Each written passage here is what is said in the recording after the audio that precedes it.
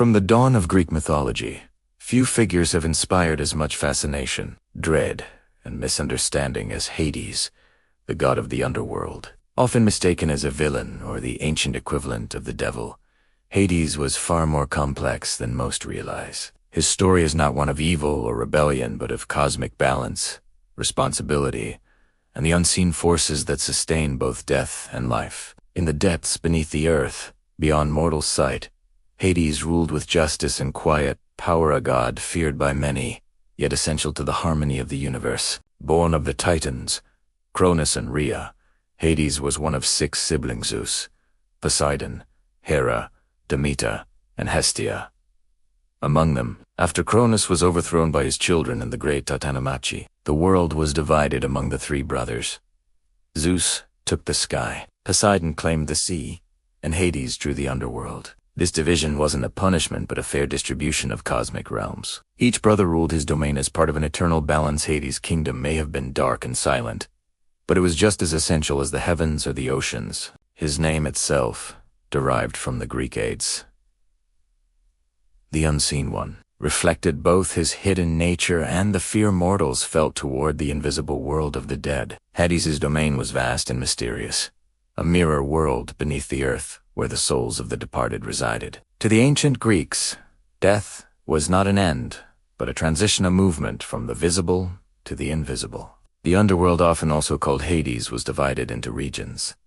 The fields of asphodel, where ordinary souls wandered in shadowy peace. Elysium, the paradise of heroes and the righteous. And Tartarus, a deep abyss reserved for the wicked and the enemies of the gods. Within these dark lands stood the river Styx, the barrier between the world of the living and the dead, across which the ferryman Charon guided souls provided they could pay him with a coin placed upon their tongue during burial. The monstrous 3-headed dog Cerberus guarded the gates, ensuring no one escaped. Despite these grim associations, Hades himself was not cruel. Unlike later religious notions of hell and eternal torment, the Greek underworld was a neutral realm of order. Hades' duty was to maintain the balance of life and death, not to punish but to govern. His stern, emotionless nature was seen as fitting for the lord of such a realm, yet he was never portrayed as malicious. In fact, the Greeks rarely uttered his name, fearing to attract his attention, and instead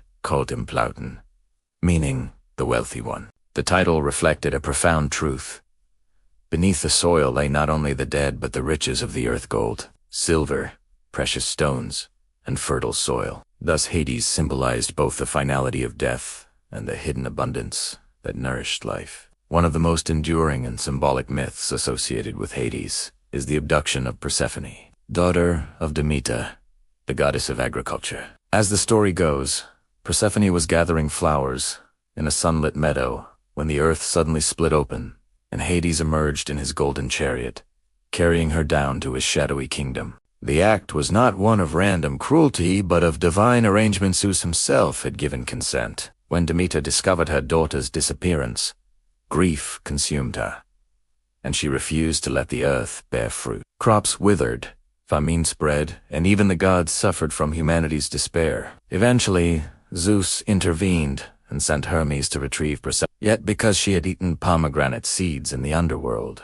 she could not be fully freed. It was decreed that she would spend part of the year with her mother and part with her husband, symbolizing the cycle of life and death, the changing of seasons, spring's renewal and winter's decay. This myth revealed the essence of Hades' power, not destruction, but transformation. His realm was not merely a place of endings, but also of regeneration. The seed buried in soil must first die before it can bloom again, a natural echo of the underworld's mystery. In this way, Hades and Persephone together represented the eternal rhythm of existence, life descending into darkness and emerging anew. Though Hades seldom left his realm, many heroes of Greek legend ventured into it, seeking answers, redemption, or the souls of loved ones. Orpheus, the legendary musician, descended to plead for the return of his wife Eurydice. Moved by his sorrowful song, Hades agreed to release her on one condition: Orpheus must not look back until they reached the world above. But just as they neared the surface, doubt overcame him, and when he turned, Eurydice vanished forever, a tragic reminder of the unbreakable laws of the underworld. Heracles, too, entered Hades' realm during his 12 labors to capture Cerberus, succeeding only after proving his strength and courage. These stories show that Hades' realm, though dark, was governed by strict justice. Those who sought to deceive death, like Sisyphus or Theseus, were punished not by cruelty, but by the natural consequence of defying the cosmic order. Unlike the Olympian gods, who reveled in mortal worship, Hades had few temples or festivals. The Greeks honored him privately, often at night, through chthonic rituals offerings made into the ground or pits, accompanied by black animals and whispered prayers. His presence was feared but also respected. After all, every mortal would one day fall under his rule. Yet under his gentler name, Plouton, he was also worshipped as a god of wealth and fertility, alongside Persephone. In the Eleusinian mysteries, secret rites promising initiates spiritual rebirth and a better afterlife. Through these mysteries, Hades' terrifying image soft, revealing his essential role in the grand order of creation and renewal. Philosophers of later centuries reinterpreted Hades through a symbolic lens.